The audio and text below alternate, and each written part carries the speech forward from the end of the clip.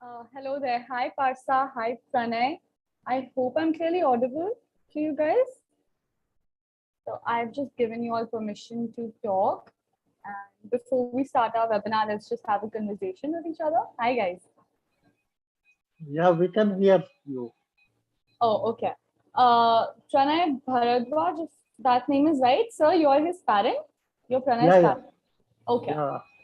All right. And Parsa Umrani, are you here? All right, Parsa, I see you've texted us. So, hey there. So, today's webinar is going to be about college admissions and how to prepare for college interviews. And before we move on further with our webinar, and of course, our webinar is going to be taken by a Harvard alumna herself. Her name is Arian. She'll be joining us. Meanwhile, we have 15 minutes before we start our webinar. So, I would just like to have conversations with all of you if there are any further questions you would like to ask about college interviews, about college admissions in particular, about universities, you can go ahead, talk to me directly, or you can type it in the chat box if you have any questions. I'll wait for like 10-20 seconds if you all want to ask something. Or I could start asking questions. Okay, let's just direct the conversation forward. So Parsa, I'm hoping you're a student and Pranay's parents. Whether you all have decided any particular stream or any particular university that you want to get admission into. Let me know if I'm to ask you what's your dream college, what would be the answer to that? Let me know in the chat box, or you could unmute yourself and tell me. Even if the answer is like no, you haven't decided on what you want to pursue in your future, that's also completely all right.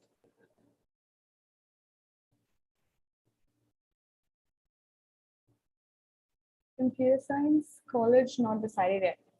All right, so computer science is an amazing field of choice, specifically in today's world. There's like a lot of scope in computer science. And Pranay's father, if I'm not wrong, sir, any particular country or state that you've decided your child wants to pursue? USA. Okay. All right. And Parsa is saying I'm actually quite undecided right now. However, I'm always wanting to move to New York and study business. All right. So New York is the hub of business in the world. And if you want to study business, New York might be the right place, but there are a lot of universities in Boston that Parsa I could recommend for studying business and economics if that's something you're interested in too.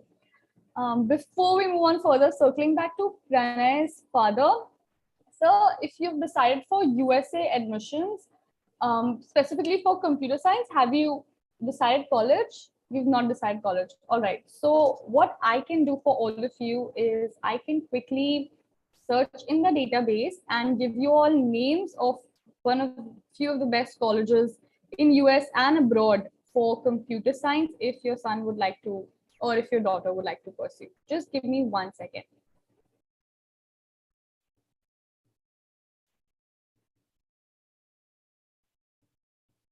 All right. So just a quick brief of computer science. It's a coding field. Since we all are moving to the digital world, this is a really great field to pursue. Some of the colleges, of course, if your son or your daughter is looking for top colleges, then for computer science, I would suggest MIT, Massachusetts Institute of Technology. It ranks first in the world for computer science as well as in college rankings. The second option would be Stanford. Stanford is a really good college. Of course, it stands second in the global rankings. But if you are looking for government colleges or state colleges, UC Berkeley, that is in California, would also be a really, really good choice for computer science. Now, why am I talking about specific state universities, government universities, and private universities? So basically, when we look at abroad education, the UCs have their tuition fee to a little like cheaper extent in comparison or in relation to private universities in the US. So UCs like University of Southern California, UC Berkeley, all of these UCs, there are many UCs, but few of these UCs provide a cheaper option. And for computer science, UC Berkeley is going to be a really, really good choice. And coming to Parsa, so I understand the motivation to go to New York. It's a dream to go to New York. But if you want to study business, obviously the first school that comes to mind is Harvard, because obviously, but there are better business schools as well. If you want to study in New York, there is NYU, of course, for business, but NYU faculties are not specifically known for business. My suggestion is that if you have narrowed down a field, look for colleges that are according to your field instead of looking for colleges that are, maybe famous in name or maybe famous for particular things. For example, Carnegie Mellon University is amazing, but if you're looking for Ivy Leagues, then Cornell for business, Wharton for business is the best school globally in the world for studying or pursuing business. So that's all the advice I could give. Any other questions that you would like to ask specifically about USA or Canada or UK? Anything about college admissions that you have doubts in, let me know.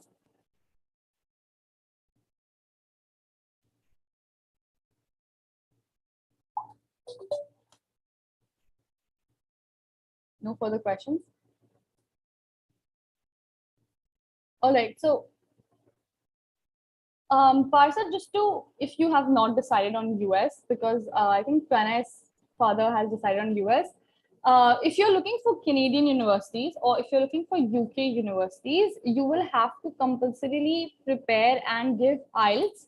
It's an international exam for applying for student visa both in the UK and in Canada, and it is compulsory to be giving IELTS.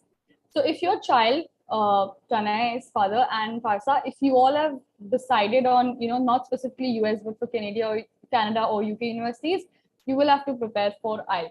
However, for US universities, there is no compulsion of examination. Although we do recommend students to take the SAT for US universities because US universities are highly competitive.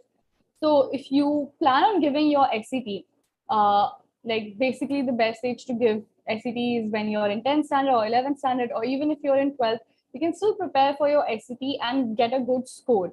Because universities that I have mentioned, for example, Stanford, MIT, Harvard, Wharton, all of these do look into the profile of the child, obviously in the academic sector as well as in the extracurricular sector.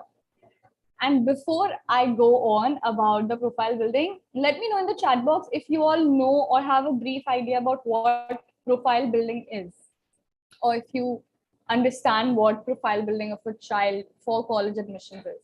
Yes, no, anything in the chat box?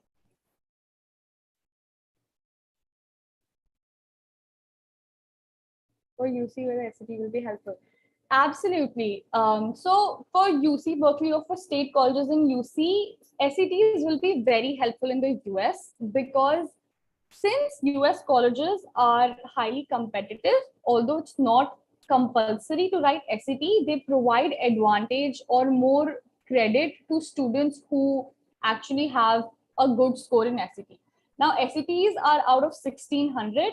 And if you want to get into UC Berkeley, for example, you will have to have an aim for a score of 1450 plus to 1500 plus because UC Berkeley is also a very competitive college. So if you're looking for top universities, SAT can help you get admissions, and it also increases the chances of your admissions, even though it's not compulsory. It does help with an advantage. And I'm not talking about getting a score of just 1300 or 1400. It is better to aim for at least a score of 1500 plus to get a competitive advantage. Parsa has written, my idea is that it's an overview of everything the student has done. The basics of your job, maybe things they've done outside of school. Right. Yes, Parsa, absolutely right. So to precisely put the definition of profile building, it's basically 50% of your academics and 50% of your extracurriculars. So your SAT scores, your GPA or your percentage in 9th, 10th, 11th, and 12th comes under 50% of academics, that is profile. And the next 50% is your extracurriculars. And most universities in the US and in UK will pay attention to your extracurriculars. What comes under extracurriculars? Sports, clubs that you've done, maybe volunteering work that you've done, internships that you might have pursued in your high school. All of this comes under extracurricular. And most students believe that just because they have a 4.0 GPA or just because they have high scores will get them into top colleges. It is not so. Top colleges mostly look at your extracurriculars rather than just looking at your grades. Of course, academically, you have to be a well-to-do student, but an advice is that please focus on your extracurriculars, specifically if you're in 11th and 12th. Parsa, let me just know which grade you are in, so I understand. And Pranay's father, if you could tell which grade your child is studying in, so I can advise you much better on how to further pursue. Pranay's father said 12th standard. All right, so he's basically at the end of his high school, but obviously, and Parsa is also retired in year 12 currently in a British curriculum school. All right, so both of the children are going into 12th. Okay, so almost both of you are at the end of high school, Pranay and Parsa. So of course, if you have done any of the extracurriculars in sports or in clubs, you can very well, if you've certified in clubs and stuff, you can very well put it into your profile. If not, I would suggest you start building it because you still have one more year left to do. So, start doing extra courses outside of your academics that you might be interested in. For example, Pranay is interested in computer science. So maybe there are a lot of online courses that are certified. There is certified courses from Harvard as well. Even Stanford has certified courses that are specific for coding and for computer science. So once you get enrolled into all of this, rather than just your academics, that comes under your extracurricular, and they will give you credit for it. If you're a sports player or an athlete, if you're into sports, that also works to help boost your profile. But in the last high school year, I would give you advice on if you can do volunteering work or if you can get enrolled into internships that are to your liking, please do that because it does help boost your profile. Also, since we're talking about profile building and since we have 4 more minutes before our webinar is supposed to start, Parsa, Pranay, would you like to tell me something about your profile or the kind of extracurriculars that you've done or maybe you've not done so I can advise you better?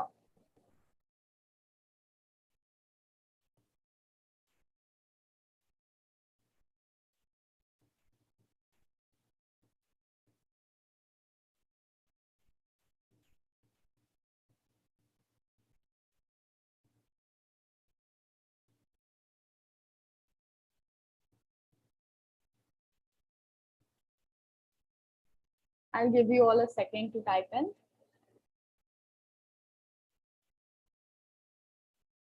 Anything about your profile, any extracurriculars you've done. Even if you've not done, it's okay because I can suggest you based on your liking, what can you do to boost your profile? Just let me know in the chat box.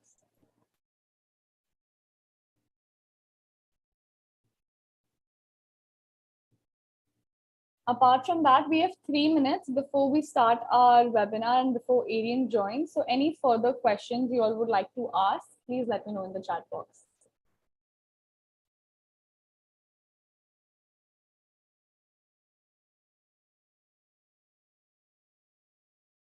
My school never really offered many extracurriculars in the past year, so only recently I've managed to participate in a little bit of badminton. All right, Parsa. So like I said, there are a lot of online courses from a lot of highly reputed universities that are certified. So you can start registering yourself into, whatever. Suppose you said you're, looking forward for business studies. So maybe take up online courses that, relate to business or that, relate to economics if that is something that you want to pursue.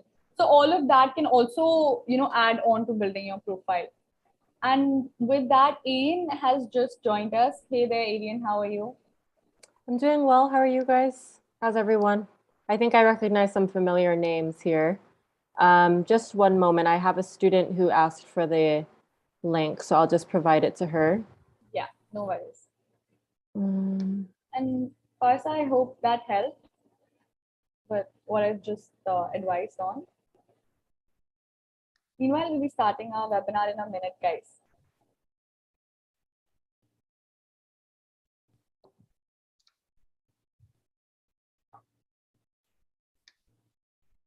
Anirudh has joined. Hi, Anirudh. How are you doing? You can type it in the chat box or you can talk to us, Anirudh, directly.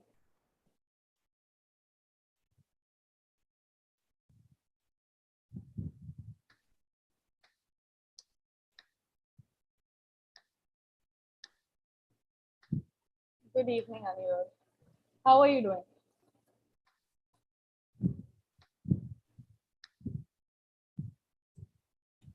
Good to know that you're doing okay. Anirudh, we've just been discussing on college admissions abroad, on specific universities and profile building. If there are any questions, you can type it in the chat box. Arian, I think we can start with the webinar. Sure. Sorry, just give me a few more seconds. I'm sending this to the student. Yeah. Okay. Okay. So while I'm doing this, what are some of the grade levels that you guys are in currently? Or are you parents or are you students? Yeah, so Pranay's father is here with us, and Parsa is in grade 12, and Pranay is also in grade 12. And Okay. Anirudh, would you like to tell us which grade you're studying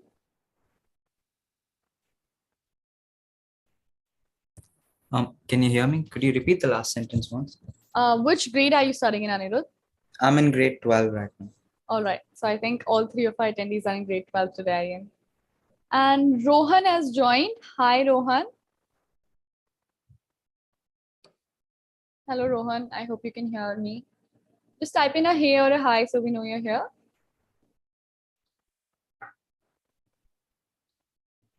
Hey there. Rohan, could you tell us which grade you're studying in?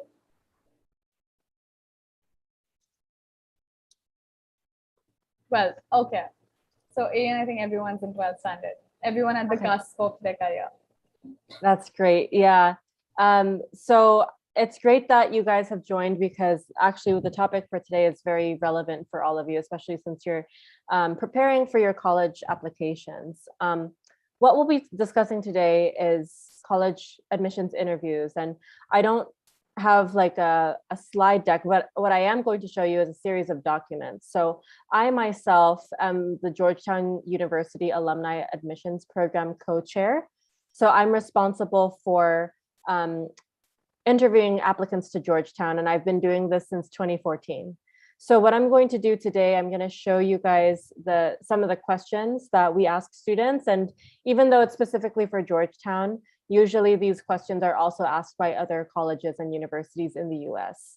I can also talk a little bit about the Canadian admissions process if you're considering Canada. I can tell you a little bit about how the UK is. It's a lot more technical than the US, but for today, we're primarily focusing on US college admissions interviews. And if there's time, I'll also go over letters of recommendation with you. So the letter of recommendation process for the US is very similar to UK. So I'll be talking about that.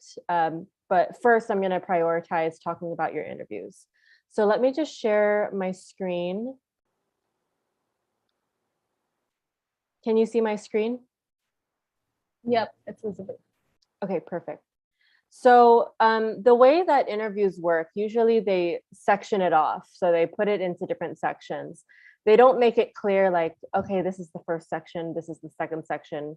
It's just a natural conversation. So when you have your interviews with your interviewers, it's going to seem like a natural conversation. However, when they evaluate you, and I'll show you a sample evaluation, they're usually going to split it up into sections, such as what I'm about to show you. So the first section is always like background personal information, specifically student and family background. So the very first question that they will ask is, please tell me about yourself and your family background. One of the most common mistakes that students make for this question is that they tend to ramble and they tend to reveal everything about themselves. So you don't want to reveal everything with the first question. You want to leave a little bit of mystery. Usually I would say, if I were to, I don't necessarily have like a time for this or timing, but 3 to 5 sentences max would be great for this particular question. So please tell me about yourself and your family background. when you talk about yourself, so let me break, so since this question is broken into two parts, let me also address each part. So please tell me about yourself is that first part of this question. For this, you should mention your intended major. So what interests you, what specifically is your desired field. And let's say you don't know what you want to study. Let's say you apply undecided in the US, it's perfectly fine, but you should mention some areas of interest that you like. So for example, one of my students, he applied undecided and he got into a majority of his colleges. So he applied to 16 last year and he got into 13 out of 16. And for all of the schools, he applied undecided. This was because he was interested in various different areas. He was interested in drama, mathematics, and I think the third one was, it was a science, I can't recall, but he was interested in it was business. Drama was one of them, and then mathematics and marketing. So with these three, these are various different interests. I told him for this particular question, and again, this is if you're applying undecided, mention what your academic interests are. I would also have a sentence or two about your extracurricular activities. Now, there are some questions down here, and I'll get to these in a bit, that pertain to extracurricular activities. So again, you don't want to reveal too much with this particular question and answer. Just give a brief glimpse of what matters to you or what's important to you. So 1, your major. 2, some of your main extracurricular activities. So for example, maybe you have done MUN, Model United Nations, since grade 9. Yeah, and you've done it consistently. Or another thing, if you're into computer science, you can say, I'm familiar with the following programming languages: Python, Swift, C++, etc. And then here, and your family background, usually what they want to know is 2 things. 1, they are interested in knowing if you have any siblings, if you have any older or younger siblings. And 2, more important, they want to know what your parents do. So specifically, if you're in Dubai or anywhere in the UAE or in the Gulf region, what are your parents doing there? Like, what's their job specifically? And you don't really have to go into detail, but you could just tell them their job titles. So for example, my father is a chemical engineer, or my mother is a lawyer. So that's what they would want to know. This is specifically if you're living in Dubai. So oftentimes one of the questions that my students in Dubai has gotten is, why are you living and studying in Dubai? And again, this kind of loops back to family background. So the most popular answer of my students is, we migrated here in the beginning of, or in the middle of high school, or in the beginning of high school, because my father is working for a company based in Dubai. Very straightforward. So you don't really have to elaborate much on this. Same thing with this question. Do you have any family members or relatives who have attended the university? Oftentimes, so usually this does not get asked because it's already an included question in your college applications, particularly on the Common App for each specific university. However, it is possible that they will ask this question. And again, it's a very simple answer. You don't have to elaborate. You could say yes or no, like, yes, I have, my mother or my grandfather went to school at Georgetown or at Stanford, etc. Now, if you have an uncle, for example, that works at Stanford, and I had a former student who had an uncle work at Stanford, you can mention that. Brothers, sisters, that also counts. Any questions so far on student and family background?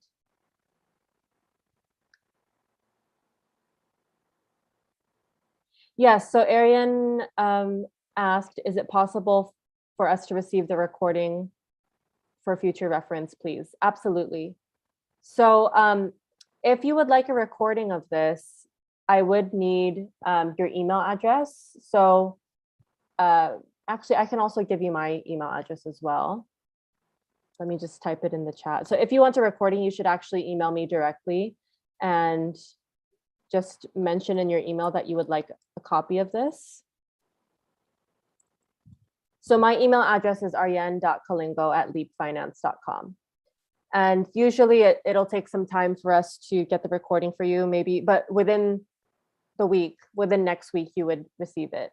But it takes a little bit of time to process, usually 1 to 2 days.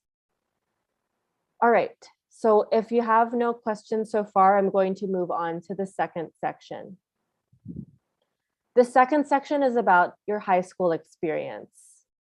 So one thing to note, the interviewer is not expecting a laundry list of courses.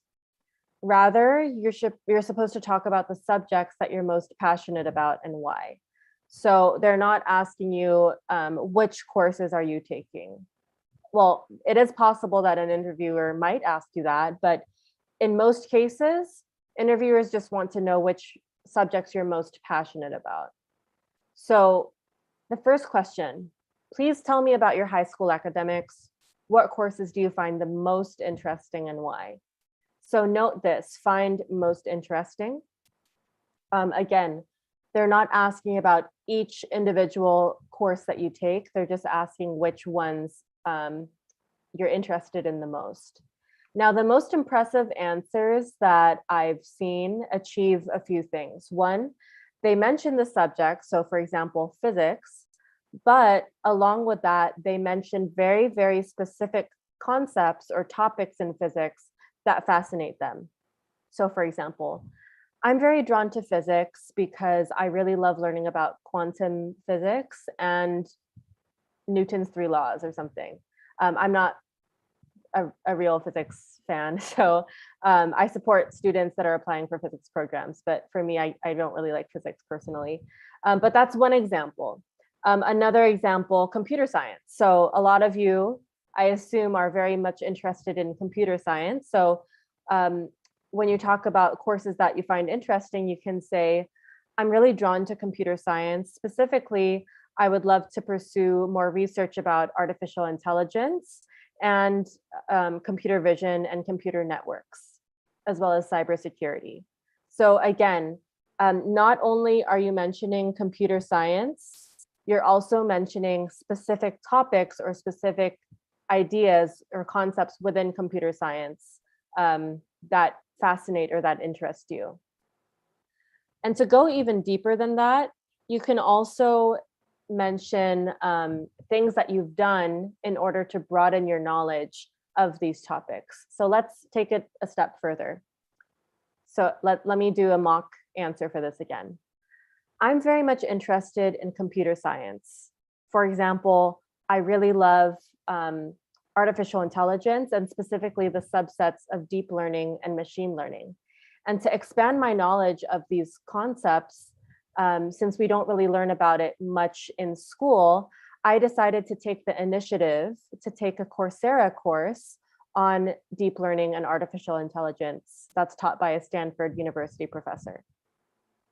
And the Coursera course that I'm referring to, again, I think I've told this to some of you in demo sessions, but I'm going to put it in the chat in case you want to look it up. It's called AI for Everyone on Coursera. So this is actually taught by a Stanford University professor. But yeah, that's one example of how to approach this, this question. Another thing, so if you haven't really done like any extracurricular activity that pertains to what you want to study or what interests you in terms of academics, you can also mention like a project or an assignment that you did in school. So for instance, when I was in high school, I really loved statistics and I took this one statistics course and we had this really big group project, 120 points, and my group got 120 out of 120. And I can't remember the exact project, but it had to deal with statistics in sports. I think specifically like analyzing statistics from the Olympics. So if you want to make this more personal and engaging, if I were you, one, there's three things that I would do. So one, be very specific about the course that you like. So indicate the course. Two, indicate specific topics or concepts or ideas from that course. So for instance, with computer science, maybe you like artificial intelligence or computer networks or cybersecurity. The third thing is either to mention an activity, a project, or any assignment that you've done that relates to your interests. So these are the three things that you should cover in this particular question. Another question that my students have asked me for this specific question is, how many courses should I mention? Typically, I would mention only 2 to 3. If you mention 3, your answer is going to be quite lengthy, which is perfectly fine and understandable, but usually 2 to 3 courses would be ideal for this particular question. Have you achieved any particular academic honors or awards? So with this one, you should only consider academic honors or awards that you've achieved or that you've gotten since grade 9 onwards. So anything prior to grade 9, like grade 8, grade 7, that's going to be way too early. So again, anything from grade 9 onwards counts, and that's the same for your, so that rule also applies for your college applications as well. Just one moment. Okay. So what are some examples of academic honors or awards? Are any of you in the British curriculum by any chance? And feel free to put that in the chat, yes or no, if you're in the British curriculum. You are, okay. So for example, there's the UKMT, which is the UK Mathematics, I think it's called UK Mathematics Trust Challenge. So that's like an annual mathematics competition. That would count as an award or honor if you've achieved a specific one. Another one that's for UK British curriculum students is the Duke of Edinburgh. So Duke of Edinburgh, even though it's more of an extracurricular activity, that would also be, it would also count as academic in a way. So that also would count. Other particular academic honors or awards, if you've participated in any like science competition, so I think there's the National Science Congress or some sort of science exhibit, that would also count as an academic honor or award. So I would like to cover what is the difference between an honor and an award. An honor, so an award is what you would imagine it to be. Usually it's like a physical certificate or a physical award or trophy. Honors. So honors are nominations. So if a teacher has somehow nominated you for a particular leadership position, that would count as an honor. For example, prefect. So not every school has this, but if your school has prefect positions, so prefects are usually held by students who represent a certain subject, that would count as an honor. What influenced you to study these courses? So unless you're taking like required courses, sometimes students, well, usually oftentimes students have the ability or the freedom to choose what stream they want or what particular courses they want to take.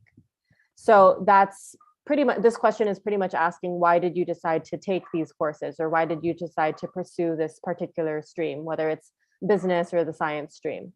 And for here, you can connect, you can explain why you like those subjects. So I'm drawn to these business subjects because I really love accounting, and I also want to pursue a career in finance. So you could talk about like what you like about the courses, and also another great thing you could introduce or just start to introduce is your career path or your potential career trajectory. I also want to warn you guys that it's perfectly fine. I know most of you are 16, 17, 18. It's perfectly fine if you don't know 100% what you want to do yet. But if you do have some sort of potential career goal in mind, this interview would be the best opportunity for you to convey that to your interviewer, because for sure they will add that in their reports about you. And again, I'm going to show you guys a sample report that was written. So now let's move on to student high school extracurricular experience. Similar to student high school academics, you do not want to provide a laundry list of activities. Rather, it's best to identify the areas where you've shown the most passion, commitment, and level of involvement and consistency.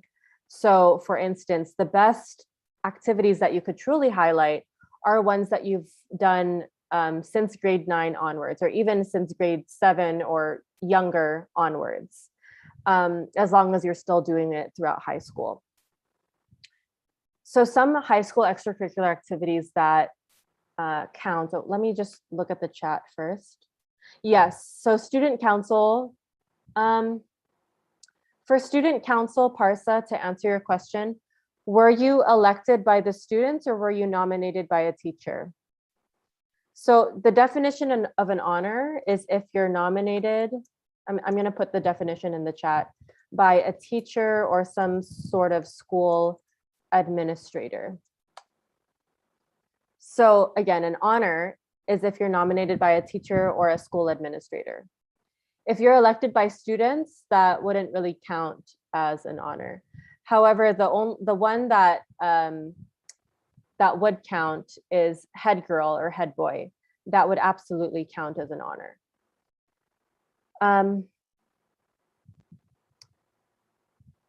If you're school president, you could mention that actually. So for this, if you are a school president or vice president, you could mention that. So let's go back to this. So what are examples of high school extracurricular activities? I'm going to also give you some examples, but in the chat, or feel free to unmute yourselves. What are some examples of extracurricular activities?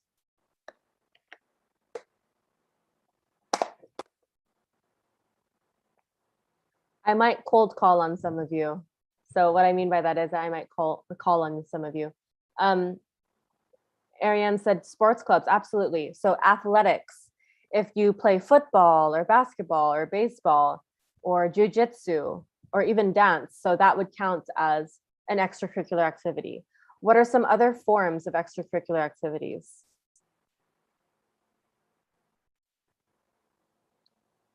Chess club, yes, chess club, table tennis, tennis in general. Any other activities? Rania, I see you.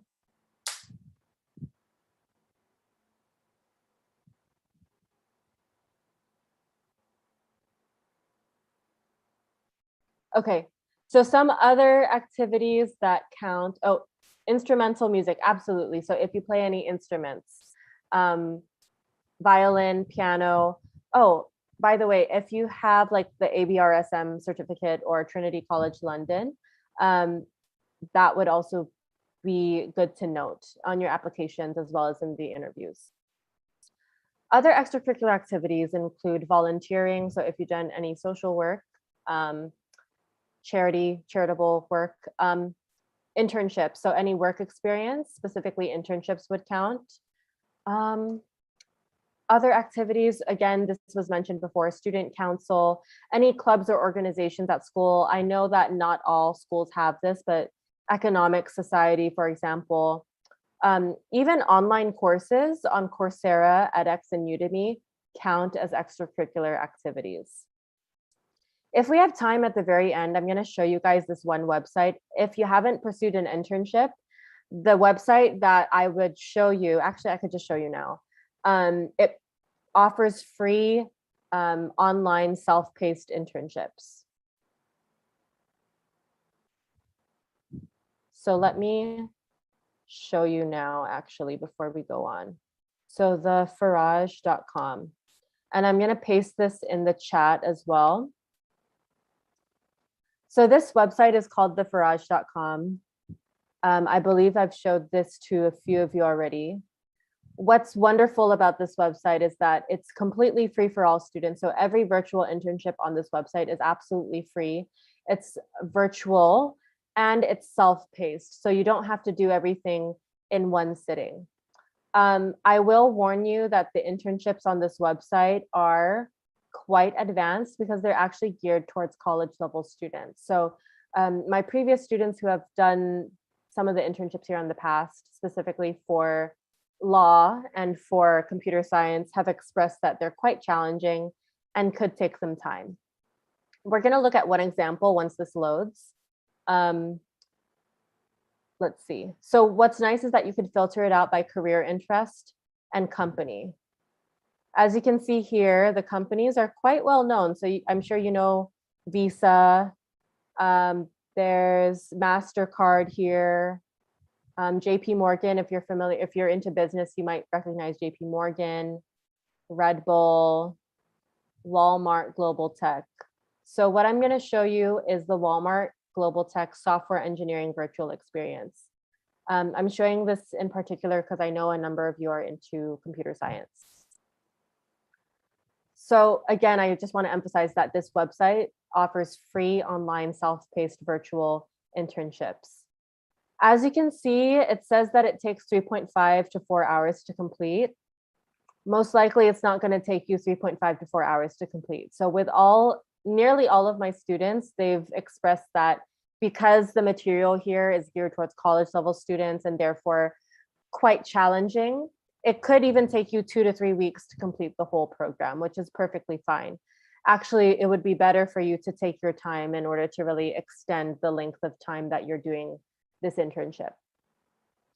If you scroll down, okay, you're going to earn a certificate at the very end of each internship you pursue. And if you scroll down, you'll see a breakdown of what exactly you would be learning. So there's advanced data structures, and you're using Java to implement a novel version of a heap. Software architecture, so you're going to be designing a system which satisfies complex business requirements.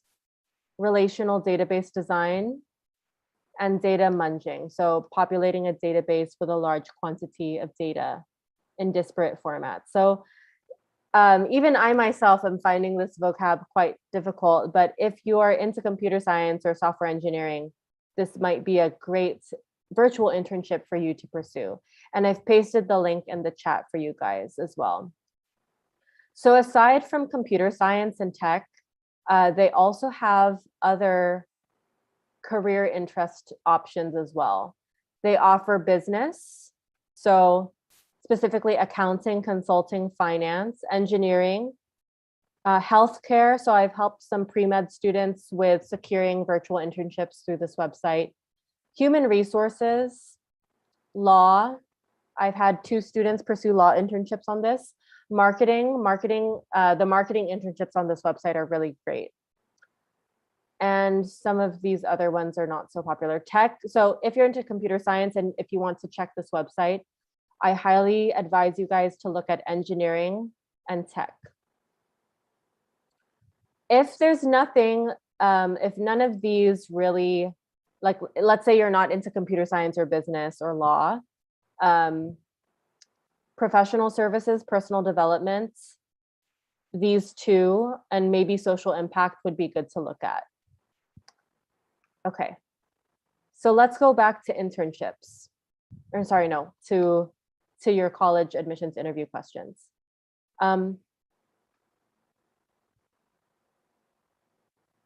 So tell me about your high school extracurricular activities that you're most passionate about and why.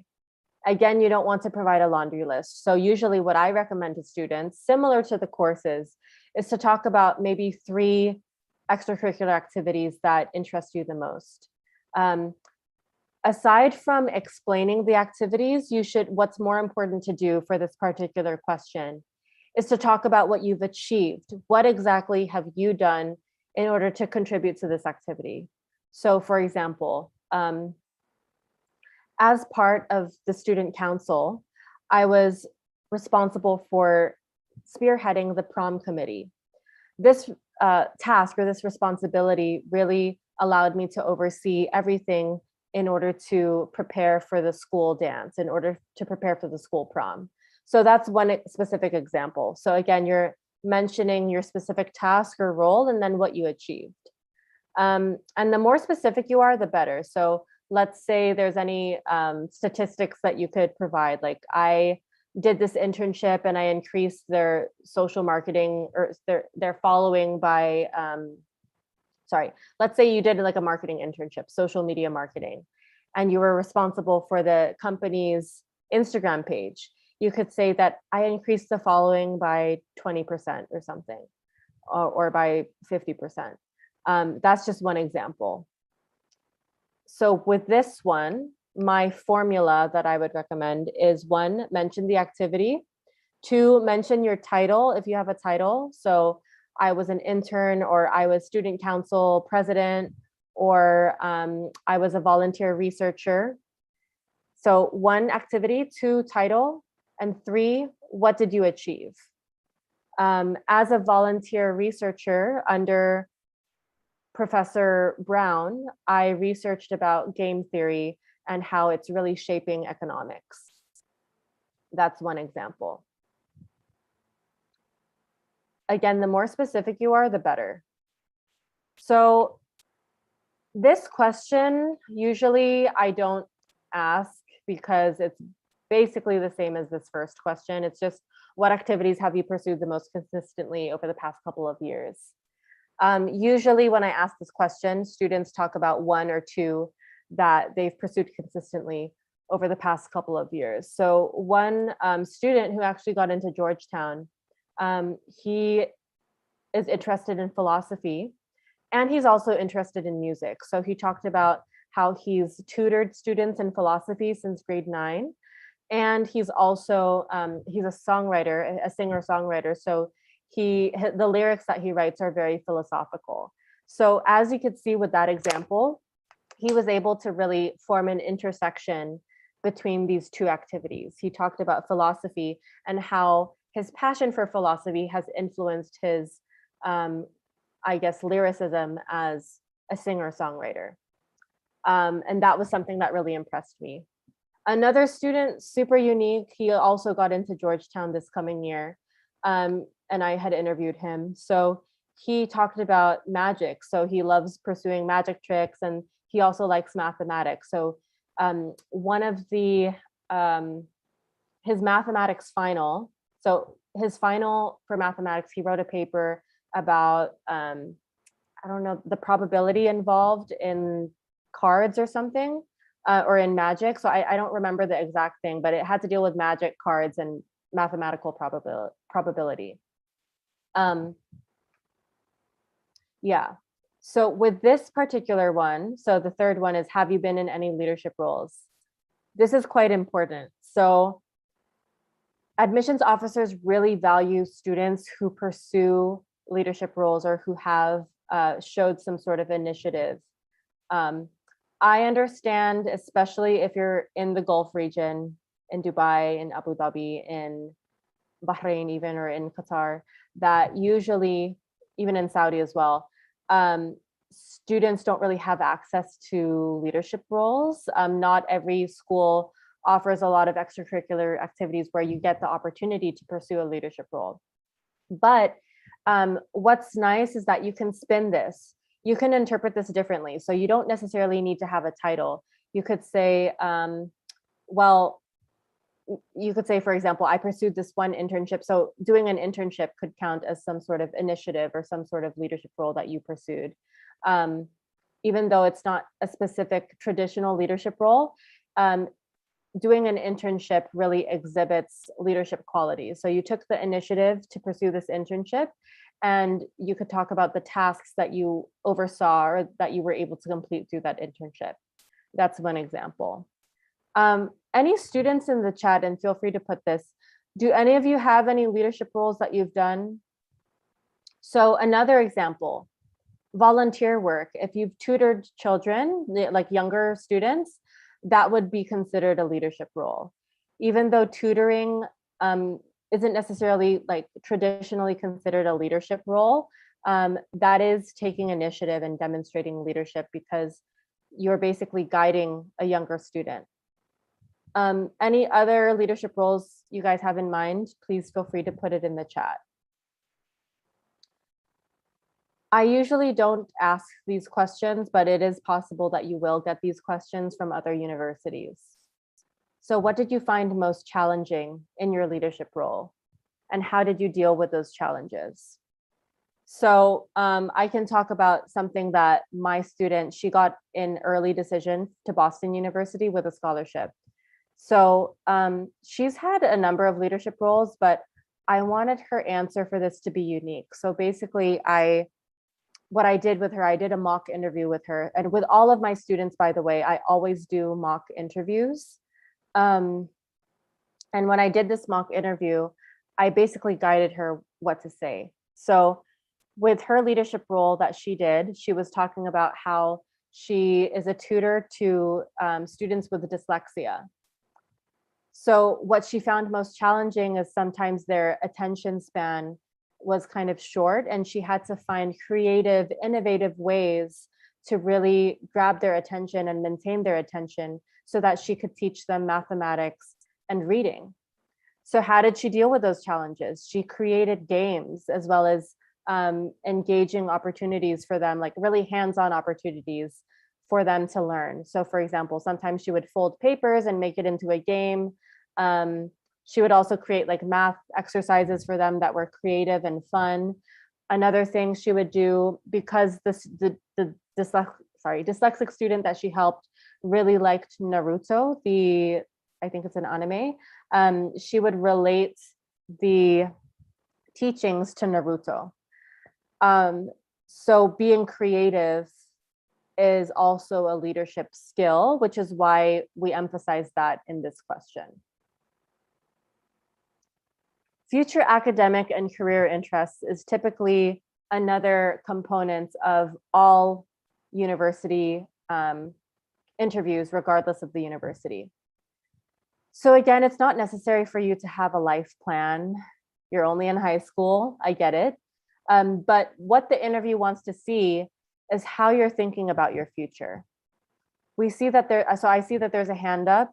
Does anyone have a question? I think someone has their hand up. No? Okay, so I'll go on. So what the interviewer wants to see is how you're thinking about your future. Naturally, this future should contain some link to the university. So again, this is an interview for a specific university, so you have to make sure to do your research about that university prior to your interview.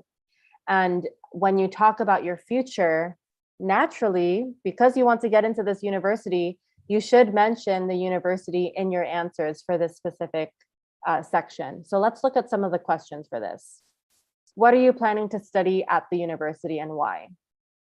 So there are two things that I would recommend. So there's a formula that I have for this. What are you planning to study at the university? You would mention the major, of course. So for example, I intend to study finance at Yale University. And why? So, and why is the part that has the two things that I would recommend for you. You need to be able to do research. Again, I'm going to emphasize this. You really have to research the university and specifically the major, the program that you like before your interview. There are two things that you need to look for. Actually, there's three things, but for this particular one, because this is related to academics, there's two things. First, you have to research specific professors that you like that deal with your intended major. So I said finance at Yale. Actually, they don't have undergraduate finance, I think.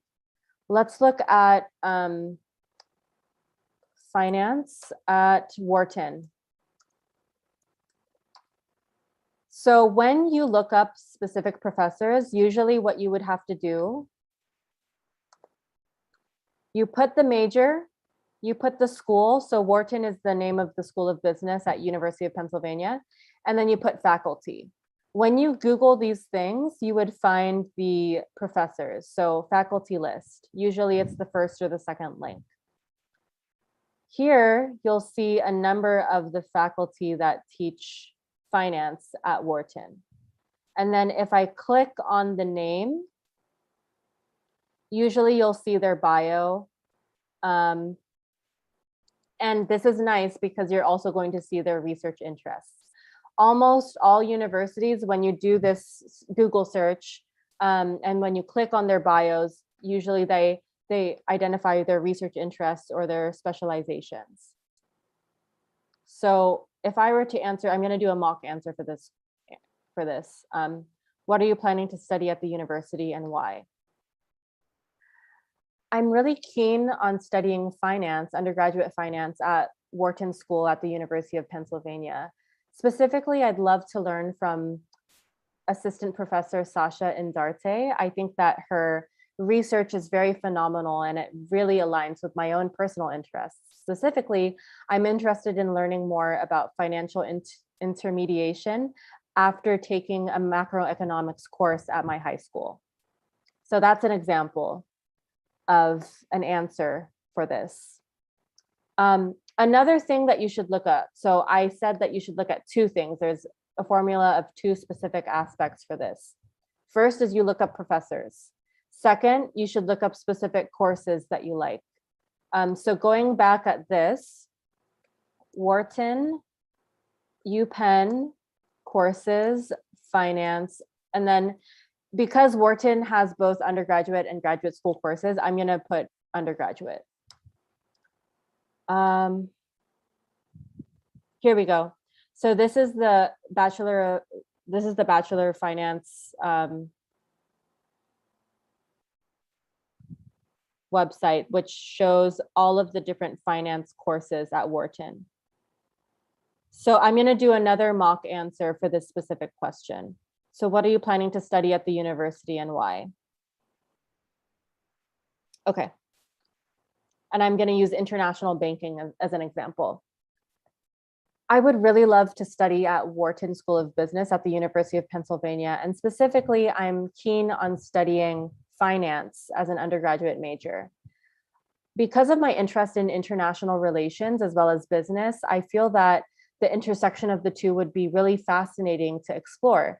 Specifically, I'd really love to take the course International Banking because, again, it really fuses the two fields together of international understanding or international business as well as banking and finance. So that's another example. With this question, you don't have to mention a course and a professor. You could just mention one or the other in your answer. Have you thought about potential careers at this stage?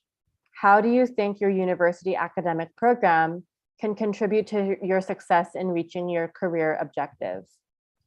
So first of all, it's perfectly fine if you haven't thought of any potential careers at this stage. Given that you're only in high school, it's perfectly fine if you have no clue yet, or if you're still exploring different options. But if you do have a potential career path, you should specify that. So for instance, the student that I interviewed that got into Georgetown for philosophy, he specified that he really wants to be a philosophy professor in the future. And then when I asked him, how do you think your university academic program can contribute to your success in reaching your career objective, he mentioned a specific course that he wants to take at Georgetown. So Georgetown has a very strong philosophy department. They have this course that it's really unique. It's called Philosophy of Star Trek. So Star Trek as in, yes, the film. So with whichever you don't say here, so again, you need to be able to research courses and professors. Let's say you mention a course here. You can mention a professor here. Or let's say you mention a professor here for this question, you can mention the course that you'd like to take here. Again, the more specific you are, the better. And it should be related to the university. So whichever course or professor that you mention, just make sure that you're mentioning that they're from the correct university. One big mistake that it's not one of my students, but one of my colleague students made in the past is that she literally talked about Boston University rather than NYU. So the professor that she mentioned was and she even said Boston University accidentally in her interview, which was awkward. So that could actually, if you mix up, by the way, like two different schools, whether it be in your essays or in your interviews, that could negatively affect your applications. In fact, if you put another university name in your essays, like in writing, that usually leads to automatic rejection. And my friend, who's a former admissions officer, she would automatically reject people who didn't put the right university name, because that shows that they did not proofread their essays before submitting their applications. Next, what do you think are the strengths of a liberal arts education? And how might such an education help you attain your goals? So this is not going to be applicable for most of you.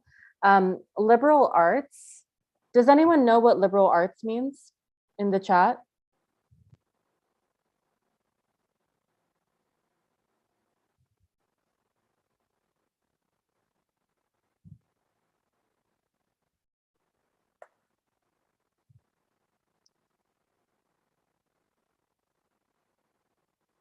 Okay, it's totally fine. So liberal arts is like interdisciplinary. What I mean by that is that in the US especially, they're very flexible, and usually they require students to complete a core curriculum or general education requirements.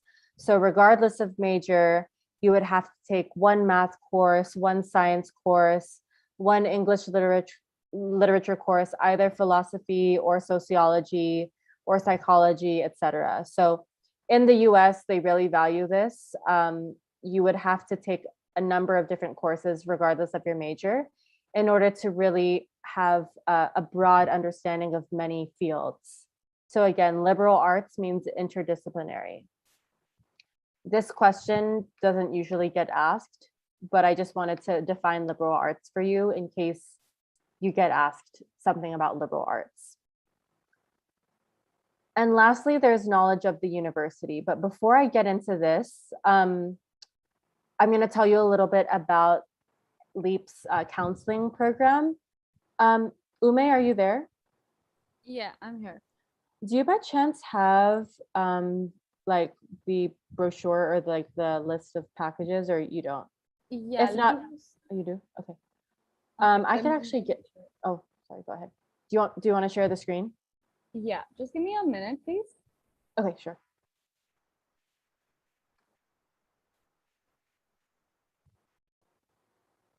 So while she's doing that, I'm going to tell you a little bit about what the rest of this session will be about. So I'm going to introduce this last part. Do you have questions for me? Is a very, very important part of the interview, and I'll go over that. And I'll also give you some sample questions that you could ask in your future interviews. And then another thing, okay, if there's time, I'll tell you a little bit about the Canadian and the UK admissions process. And also I could tell you about letters of recommendation if we have some time. I think we should have some time. Yeah, I think I'm ready to share the screen. Okay, go ahead. Yeah, thanks.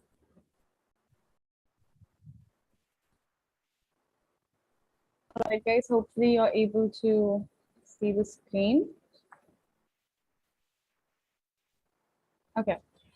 So let me take you all through the undergraduate counseling and what we're trying to provide here at LEAP. But before that, in the chat box quickly, guys, I hope you're finding this session helpful, and hope Arian's tips and tricks about how to crack and ace your interviews is further helping you actually get closer to your dream college. So circling back to our undergraduate counseling slide, just give me one more second. Yeah. All right, so hopefully I'm specifically audible to all of you. The first thing that we help in our counseling program is profile building. So, we were discussing a lot about in the beginning of the session about what your profile building is about and the kind of extracurriculars you should focus on. Arian helped you through websites of where you can get internships and help you volunteer. So in our undergraduate counseling program, we also help you build profiles specifically by getting to know your interests and then helping you through how to build your profiles, getting you registered to courses that are, apart from academics that can further help you boost your profile. We also get you volunteering work. We get you internships that, you most likely would want to pursue. That overall adds to your profile and help you stand out from the crowd. The second thing we take up at our undergraduate counseling is find out which colleges are best suited for you, which is so important, right? Like at your age, you all must be confused on what is going to be the best college for me, or what is the career path that I should choose and which college to pursue further for it. So we help you with this. Our team of mentors sit with you and we make a list of priority colleges that you should focus on that can, best suit your career forward. We also take up help with personal statements, set of recommendations, and supplemental essays. So Arian was talking a little bit about, supplemental essays and your personal statement. We also have a webinar on this. So similarly, we help edit out your personal statements. We also help you brainstorm your personal statements, your ideas that you want to put forward, because personal statements are basically universities trying to get to know better about your personality, which is very important. So we help you edit out the personal statements as well as help you brainstorm about supplemental essays. We also give advice on scholarships and financial guidance. So of course, abroad education can be a little bit on the expensive side of things. And if you are looking for scholarships or if you're looking for financial aid, we can sit with you and help you with that as well. We can get you scholarships if that's something that you're interested in. And we can also provide financial guidance if you require. And last but not the least, the most important one is visa assistance. So of course, applying for student visa is a long and tiring procedure, and our team will help you with the entire procedure of the documentation of your visas, as well as help you prepare for the original interview with mock interview sessions so that you're very well equipped before finally going into the cubicle and giving your visa interview.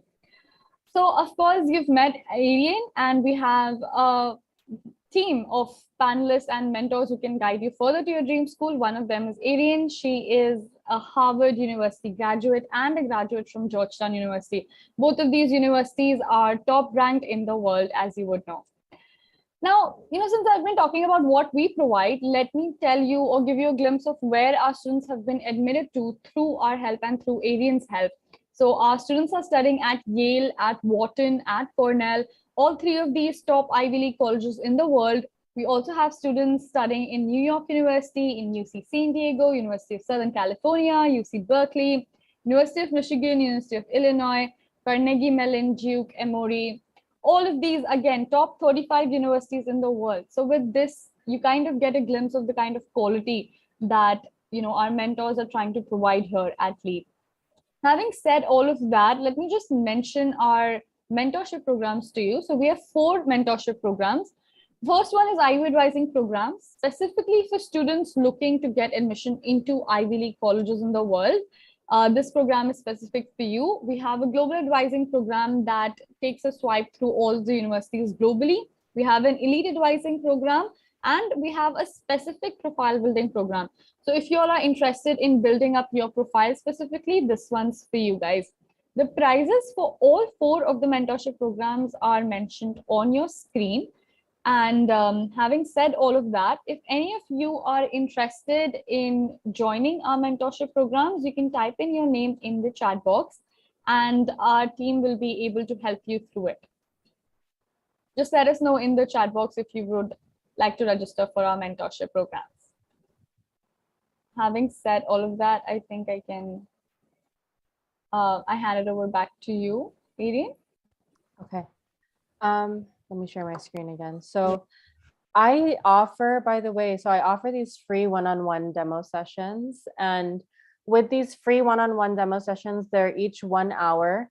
During that hour, I will ask you about your academic and extracurricular interests. I will identify any gaps in your profile. So if there's anything that you need to strengthen or work on, I'll tell you. Usually in these demo sessions, I also give you a list of online courses and virtual internships using the faraj.com website that I showed you. I will look at this website and also identify specific internships for you that are customized to your interests. And if you would like, I'd be more than happy to conduct a mock interview with you to see if your answers are considered good. So if you want to have this mock interview with me or free demo session, and again, you get 1 hour free with me next week, please email me or please just let us know in the chat. And I would be more than happy to have this one-on-one free, absolutely free demo session with you. And again, we could do this next week. I'll make time for you. And during this demo session, again, we could either talk about how to strengthen your extracurricular profile, or we could do a mock interview with these questions. So just let me know if you'd like to avail of that. All right. So let's go back to this. The fifth part, and this is the second to the last part. I know that do you have any questions for me doesn't seem like a big deal, but it's actually a huge deal in interviews. So the next part is call it knowledge of the university. In this, the interviewer will try to determine whether is there a good fit between your academic and career goals and what you want to study at the university. Can you display knowledge about the university and be convincing that you really thought about what the university can offer you? So this is really the section when they'll determine whether you research the university or not. So along with the previous section, when you talk about the academics at the university, here they're going to know if they're going to really find out if you know about not necessarily the history of the university, but just general knowledge about the university. And have you thought about what you can offer the university community? Have you thought about what you yourself can contribute to the university? So let's evaluate each question in depth. I do want to go back to this question. What are you planning to study at the university and why? So I gave you the formula, right? So I told you to identify the specific major you like. And I also told you to research a professor or a course that you like. Now, aside from researching professors and courses, another thing that should be researched before your interviews is clubs and organizations. So going back to Wharton Finance as an example, I'm Googling Wharton UPenn Finance undergraduate clubs and organizations.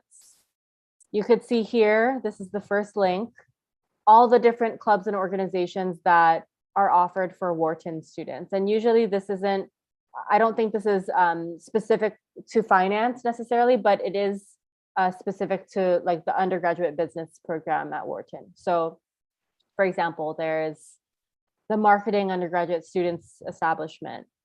There's the Penn Fashion Collective, if you're into fashion and retail and the intersection between the fashion world and the business world. Let's see if there's, okay, there's a finance one here, the Penn Microfinance Club. So let's go back to this question. What are you planning to study at the university and why? You could mention, oh, I want to see if I could come up with a,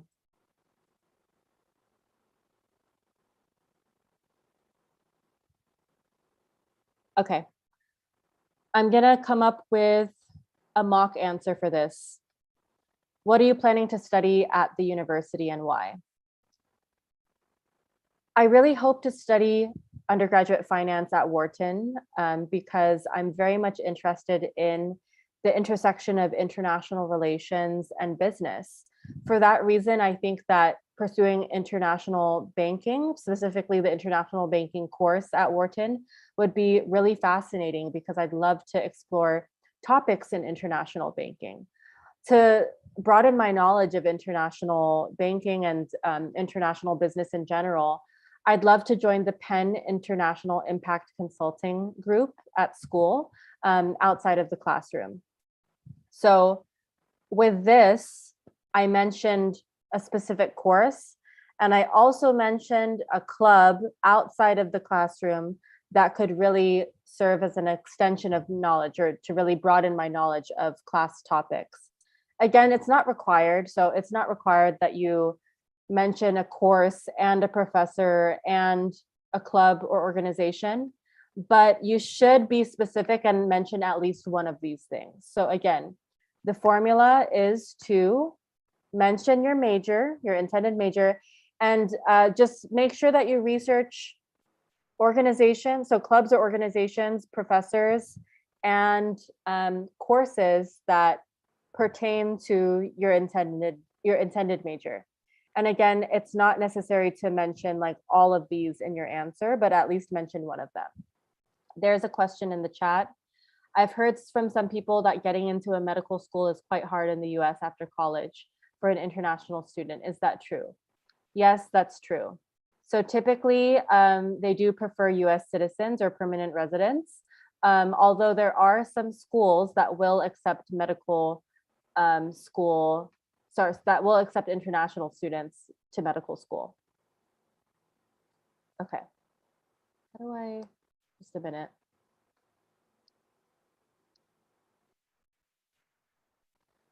So let's look at some other questions. Okay. So first is, please tell me about how you went about researching your college choices. For this,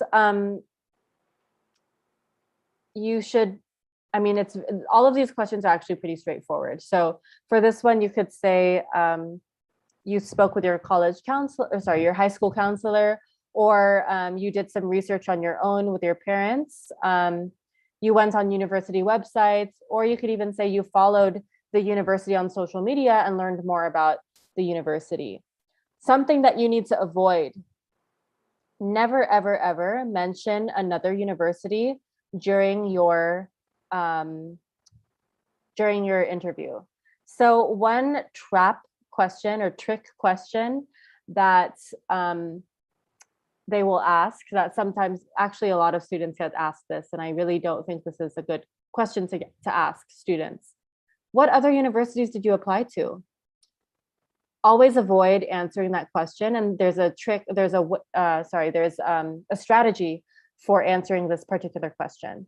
Rather than mentioning a specific university name, you should mention like the region that you're focusing on. So for example, if someone were to ask me, oh, Aryan, what other universities aside from Georgetown are you applying to? This is my answer, my mock answer. I'm really interested in schools on the West Coast. So aside from Georgetown is one of the only schools in the East Coast that I've applied to because of their strong foreign service program. But I also love schools in the West Coast because my family lives there. But specifically, I think the West Coast is preferable as well, just due to the weather. That's kind of a bad answer, but one of the main, I guess, things to highlight is geography. So in order to avoid answering with specific university names, the strategy that you can take is to mention East Coast or West Coast. Like, I'm focusing on schools in the East Coast, or I'm focusing on schools in the West Coast. Those are examples. I have a student though, whose interviewer kept pushing, like, okay, but where exactly? What specific universities? If you fall into that situation, you should only mention 2 university names, but they should not be too high reach or too low reach. They should be in sort of the same realm or the same category as your current school, or it should be like a target school. So for example, if you're into computer science, Purdue University, University of Wisconsin, Madison, these are 2 good target schools for computer science. So again, you don't want to mention like a safety school or a reach school, but you should mention a target school. But as much as possible, do not mention any specific university names. What were some of the sources or tools that you used to obtain knowledge about the university? Social media, so maybe Instagram or Facebook. Another good thing, I went to an information session. You could say that you went to a specific, or like a university event, like an official university informational session to learn more about the university. Or maybe you spoke with an alumni of the university. What is your view of the university? Why do you want to study there? This is a very vague question. So for this, again, you could mention a course, a professor, or a club or organization that you're really drawn to at the university. Another thing you can mention is the campus culture. So for example, University of Southern California is the #1 sporting university in the world. They really focus on not just academics, strong academics actually, but also athletics. So they have a really great balance between academic and extracurricular fun life. So for that, like, this is my mock answer for this particular question. And I'm going to be using USC, University of Southern California, as an example. I really love the USC campus culture. Not only does it really emphasize and prioritize academic strength and academic excellence. But I also love the tight-knit community of USC through various extracurricular offerings. I love that USC has many clubs and organizations that I can join, such as the Robotics Club, given my interest in computer science. I also love playing table tennis. And so I really love, I really look forward to participating in table tennis competitions, as well as participating in the sporting events at USC. Very simple answer, also very in-depth because I address both academics and extracurricular life at USC. So aside from researching professor courses and clubs, I would probably look into the campus. So the campus culture, what is nearby the campus, and traditions. So USC, the rival school is UCLA. You could mention that like you would love to attend the UCLA rival football game that they have every year. Have you studied a bit? Okay, so this is not for you. This is more for like Catholic Jesuit schools like Georgetown. So have you studied a bit about the university's history and academic values? Why do you think this would be a good environment for you? This is similar to why do you want to study there? So again, really the main things that you need to do to prepare are research, courses, professors, clubs and organizations, and the campus life, like the campus culture. Last but not least, do you have any questions for me? When I applied to high school, unfortunately, I did not have the resources that you have right now. So I had to learn everything on my own, and I really messed up my interviews because for this particular question at the very end, they always ask this question, by the way. My very first interview, I said, oh no, I don't have any questions. And that was it. So that's bad. You need to be able to ask 2 to 3 questions or 1 to 2 questions. At least prepare 3 questions. The reason why you need to ask questions to your interviewer is to show that you're curious in learning more about the university, that you're engaging with the interviewer, and that you want to really seek the interviewer's perspective. Usually the interviewer, by the way, that's going to interview you is either a college alumnus, so someone that attended the university and graduated from the university already, or it's going to be like the actual admissions officer that's evaluating your application. So it's one of those 2. So some sample questions that you could ask. One question you can ask is, so again, this is one of my mock answers. I really love volunteering outside of school, and I want to be able to continue my commitment to community service when I'm in college. What are some of the most popular community service opportunities that are available at Georgetown? That's one example. Another example, I'm very much interested in computer science, and I want to be able to build my undergraduate research experience. Do you know of any undergraduate research opportunities that I can pursue while at Harvard? That's another example. So for any questions, so do you have any questions for me? Usually you should either ask about academics or extracurricular life. Another question that you could possibly ask is about their own experience. So if they're an alumnus of the university, you could ask the person, oh, I saw that you graduated with an MBA from the university. What were some of your favorite courses, or who were some of your favorite professors while you were there? That's another example of a question that you can ask. And by the way, you need to do some research, so some Googling is involved. In other words, you need to Google the person that's going to interview you.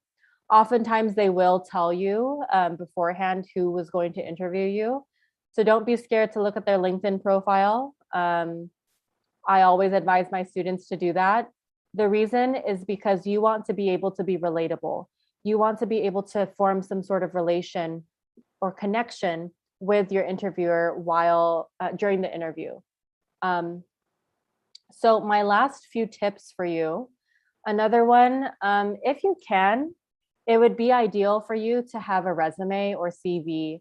And that is why with all of my students that I'm helping currently, before application season officially starts on August 1st, and it's going to be very busy, by the way, I'm already working with them on their essays as well as their resumes. So it would be ideal for you to give a copy of your resume to the interviewer, unless they make it clear that they do not want anything from you, like any resume. So for example, UPenn, University of Pennsylvania, they specifically have told applicants, please do not give us any resumes in your interview. Otherwise, you should provide a resume copy. Another thing that you should do after your interview, you should thank your interviewer. You should send them a thank you email. And it could be very simple. Just say, dear Mr. Brown, thank you so much for taking the chance or taking the opportunity to meet with me and to tell me more about your experience at Georgetown. And then maybe emphasize your desire to go to Georgetown or to whichever university, and also emphasize what you want to study as well. So it's a very short email, just thanking them for the opportunity to speak with them and thanking them also for sharing their insights on the university and their experience. So those are some tips. These are all the questions that I ask my students that go to Georgetown or that apply to Georgetown rather. And even though this is specifically for Georgetown, again, almost all interviewers, regardless of the university in the US, will ask similar questions. So this is a really good guide or reference point. Let me tell you a little bit about the UK and about Canada. So let's start with Canada. Does anyone, so feel free to say this in the chat, or you can unmute yourselves. Do any of you guys want to apply to the UK or Canada? If you do, just put in the chat UK, Canada, or both.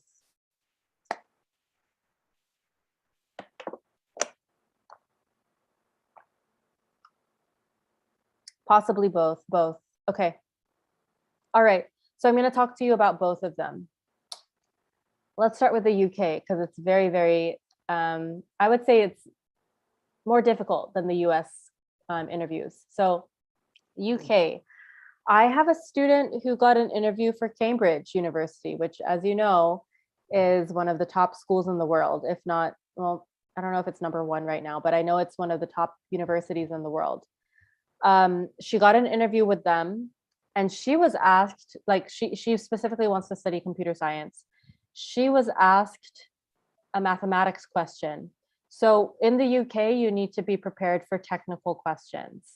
If you want to study computer science, you need to brush up on your advanced mathematics skills, as well as your computer science skills. If you want to study business, you have to make sure to know business frameworks and concepts because you might be asked those in your interview. For US interviews, they usually do not ask any technical questions. Usually they just ask more personal questions about your interests and your passions and what you want to study. For the UK, it's a lot more academic and technical in the interviews. So it's very possible that they're going to ask you to solve a math problem if you want to do something STEM related. So they're going to ask you specific concepts and about specific topics. So it's best to study prior to your UK interviews. Canada, it's a very weird process. So they don't do live interviews. You're not going to be speaking to an actual person. For Canada, what they do is recorded interviews. So what I mean by that is usually they'll give you 3 to 5 questions. And then they'll display the question on the screen. And this is like a robotic sort of thing. They'll display the question on the screen. And then you have 1 minute to think about your answer. And then about 1 to 2 minutes or 1 to 3 minutes to record. Depending on the question, they'll give you a specific time frame. But usually you have 1 minute to think about what you want to answer. So again, with Canada, it's a recorded system. For the US, interviews used to be in person. So prior to the COVID-19 pandemic, we would conduct interviews in person. However, due to the pandemic, now everything is through Zoom. For the UK, to be very transparent with you, I don't know whether it's in person or not, but I know for my Cambridge student, my student who got the interview with Cambridge, that was through Zoom at the time. That was because she was in Dubai. So yeah, so for most interviews nowadays, specifically for the US and UK, I do think that it's probably going to be via Zoom. Canada, it's going to be online for sure, since it's an online interview process. Okay, so another thing that I'll show you, I'm going to end with this. This is a sample. So I put John Doe. This is a sample interview report that I wrote. So when you interview for the US, they're not going to like say, this is the first section of your interview, this is the second section. It's going to be very, very conversational, and you should approach it as a conversation. In order to be less nervous, just tell yourself that it's a conversation. But in terms of like the write-up evaluation process, they're likely going to split it up into sections. So first part is about student and family background. I usually write a paragraph for that. High school academics, high school extracurricular involvement. So with each section, I write a paragraph of basically summarizing what you said. Future academic and career interests, exposure to the university. And then there's an overall evaluation system. So usually they will evaluate you from 1 to 9.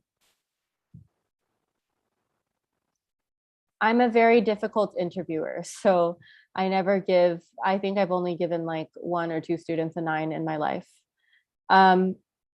Okay, so another thing that we should look at, letters of recommendation. This is the last piece that I'm going to look at before I answer your questions.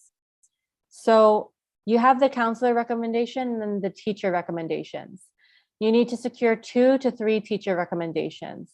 Usually the requirement is 2. However, some universities will allow you to submit up to 3 recommendations. These recommendations should only come from your grade 11 or grade 12 teachers, or if you're in the British system, year 12 or year 13 teachers. And they should be related to your field of study. So for example, if you want to study computer science, you should ask definitely your math teacher or your computer science teacher. If you don't have computer science at your school, your science teacher would do. If you're into business, you should ask if you're taking a business high school course, you should ask your business teacher, math teacher, or English teacher. Are there any other majors that are represented in this webinar? So I mentioned computer science and business. Do any of you attendees want to major in anything else? I can tell you what sorts of recommendations you should ask for. Any other majors? Medicine. Okay. If you're into medicine, you should ask from your math and your biology teacher. If you're not taking biology, you could ask any other science, but definitely math. Okay. So here's what the application form will look at. And actually, you will not have access to this form. So I'm giving you a glimpse of something that you won't have access to. What will happen when, and this is specifically if you apply to the US, UK is a very similar process. So you do not have access to reading whatever your teacher will write about you. What's going to happen is that on the Common App or on the UCAS, what you'll do is you'll provide the name of your teacher recommender and their email address and their title. So teacher, like science teacher or math teacher, etc. And then the Common App or the UCAS will contact your teacher directly, asking for the recommendation. So your only responsibility is to fill out their name, their email address, and their title into the application portal. And then the Common App or the UCAS will contact them directly. This you would have to fill out, and this is on the Common App. So your name, birthday, address, your Common App ID, the school that you attend. You need to waive your right. So I waive my right to review all recommendations and supporting documents submitted by me or on my behalf. What that means is that you give permission to not have access to read their letters of recommendation. If you click the other one, if you do not waive your right, that's actually going to hurt your application chances. So this needs to be strictly confidential. You should not be reading your teacher's recommendations unless they allow you to read it, of course. And then this is what the teacher will fill out. So they'll fill out very basic information first, background information, how long have you known the student? This is important. So they're going to give rankings on different things: below average, average, good, very good, excellent, outstanding, one of the top few that they've encountered. And these are the fields that they will evaluate you on: academic achievement, intellectual promise, quality of writing, creativity, productive class discussion, respect, discipline, maturity, motivation, leadership, integrity, so honesty, truth, reaction to setbacks, concern for others, so concern for your classmates, self-confidence, initiative and independence, overall. So it's very, very important, especially this year, if you're asking any recommenders from this year, to participate in class, because that will show initiative, independence, and productive class discussion. And in addition to this, as you might know, they're going to write an evaluation, a letter about you.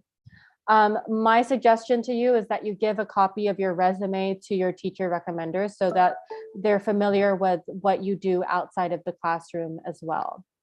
And the best recommendations are written by teachers who are specific in detailing like specific tasks or assignments or projects that you've done that really wowed them, that really impressed them. So for instance, if they could talk about a specific assignment that you really excelled at or got a good grade in, that would be really good. If they could talk about your class participation, that would also be really good. What I usually do with students is that first of all, I help them draft their resume in session. And second, prior to approaching their teacher recommenders, or when they're asking their teacher recommenders for a recommendation, I sit down with the student. I come up with 3 to 5 bullet points that we would want the teacher to say in their recommendations. Okay, so I think that's all from me. Today we spoke about the interview process and also the recommendations. Any questions? So now we have a couple of minutes for questions, guys.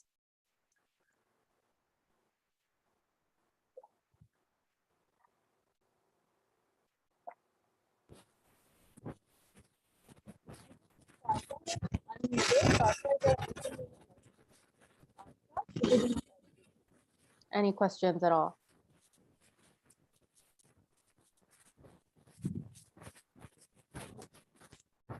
I think someone's unmuted, so. Yeah, Parsa. Parsa, is there anything you'd like to ask us? Because we're not able to hear you.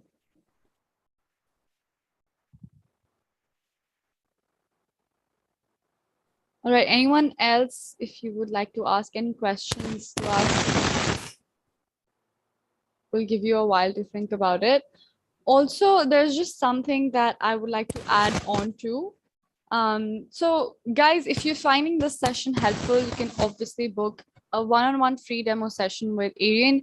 She can help you with your resume. She can help you with your profile building. She can also help you, give you tips and tricks about universities and stuff. So you can personally have 1 hour just to yourself and with her, and her email ID is in the chat box. Having said that, there's also a Discord community at Lean that we try to grow, and Arian is of course a part of that community. So over there, we give you daily updates and weekly updates of university. Your mic is not working right now. right now without Now any. it's, yeah, it's fine. Okay, No. great. Sorry for the inconvenience. So basically, I was talking about the Discord community at Leap. We have a Discord community posted on Discord. The link for the same is posted in your chat box. You just have to click on the link and it's absolutely free and you get registered with us. It's basically where we post weekly updates on university admissions, on counseling sessions, on Arian's webinars. We also post updates about SAT. And if that is something you're looking forward to, that's going to help you. It's a community where you can interact with our faculty and Arian directly, and you can also interact with fellow students all over the world who are interested in abroad education.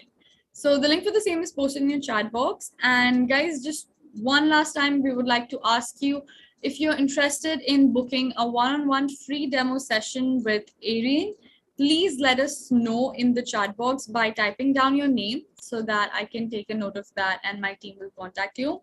Or you could directly email it to Arian on the ID mentioned below in the chat box.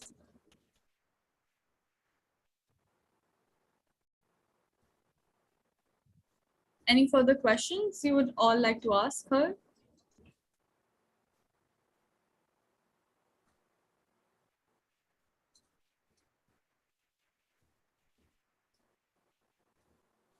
Okay, so if there are no further questions, I think we can end the session here. Thank you so much for joining in. Hope this was helpful. Please keep taking care of yourselves and let us know if you would like to register with us. Thank you, guys. Thank you. Oh, wait, there's a question. There's a question in the chat. Is getting admission in the UK a struggle, and what is the acceptance rate overall in the UK for international students? So is there a particular university in mind? Because the acceptance rate really varies depending on the institution. Getting admission in the UK is not a struggle. I would say they do have particular requirements. So compared to the US, the US doesn't require students to take particular high school courses, but in the UK, as well as in Canada, if you want to study computer science, for example, they're going to ask you to take like advanced level mathematics, and they're going to ask that you have specific grades. So for example, usually when you get accepted to a school in the UK, the offer is conditional. What that means is that you need to meet certain requirements by graduation. Otherwise, your acceptance will be revoked. It will be removed or taken away. So one of my students in the past, she's a very strong student, but you know, when you get into your senior year, your last year, sometimes you get kind of lazy, you get senioritis. So you kind of stop doing the work after you apply. But because she got a B or a B minus in one of her classes, her conditional offer got revoked. It was taken away for UK universities. In that sense, I would suppose it's kind of a struggle compared to the US, but it's a lot more straightforward. The application process for the UK is a lot more straightforward because you only have to write one essay, the personal statement. For the US, you would have to write the personal statement and supplemental university-specific essays. So there's a lot of essays involved for the US. So to answer your question, UK has their application process is a lot more straightforward, very easy and simple compared to the US. However, getting in and staying in, particularly you know, being able to meet the acceptance requirements is difficult compared to the US. Because again, for the UK, it's a conditional offer. You will only be allowed to go to the university as long as you meet the specific conditions that are outlined in your acceptance letter. Any other questions? What are some other institutions that you would recommend in the US other than the Ivy Leagues? Yeah. Do you have any specific, what's your major, if I may ask? Are you into computer science or because I could answer this question, but it would be better if I know what your major is. If you're into computer science or business.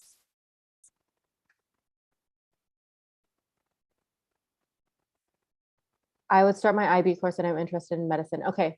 So for pre-med, Duke University is good. Wait, just give me one moment.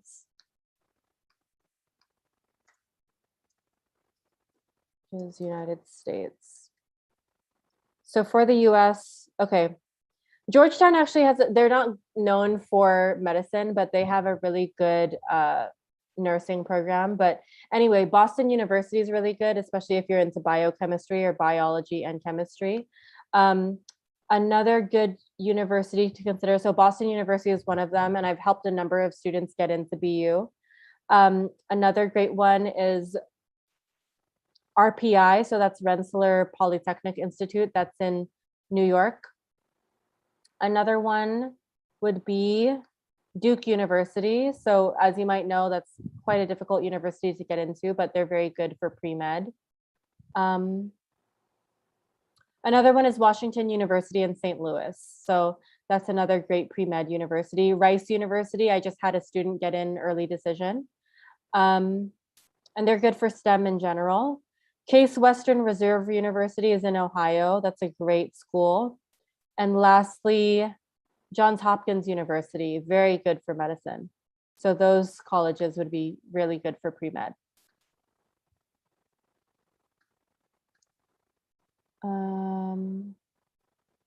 Any other questions? Chat, I think there's some questions. No, just thank yous. Okay, guys. So if you want that free demo session with me, just let me know and I'd be happy to schedule that with you. Yeah. Thank you so much. Oh, sorry, but would you know if Ireland is good for medicine? That's the one country that I really don't know much about. So my apologies. I don't know much about Ireland universities and colleges. Germany. I'm interested in medicine. Germany is really good for STEM in general. Regarding Ireland, by the way, I did see some universities that are good there. I'd have to look those up. But if you do want to schedule like a free session, it's one-on-one, by the way, the free sessions. I could recommend some universities for you in Ireland if needed. Just email me. How is it in Germany? So Germany is really good for STEM. So if you're interested in medicine, I think that would be a really great choice. And I think just living there. So I've had 2 students go to Germany or apply to schools in Germany, and the culture there is really great as well. But in terms of study, it's really good for science, technology, engineering, and math. Okay.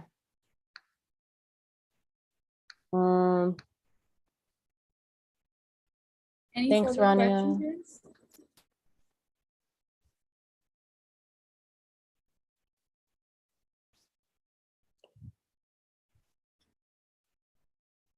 All right. So if there are no further questions, again, thank you so much for joining in, guys. And we have webinars with Arian every Friday, same timing. It's 6:30 Gulf Standard Time. So yes, see you there and see you in our counseling sessions. Thank you.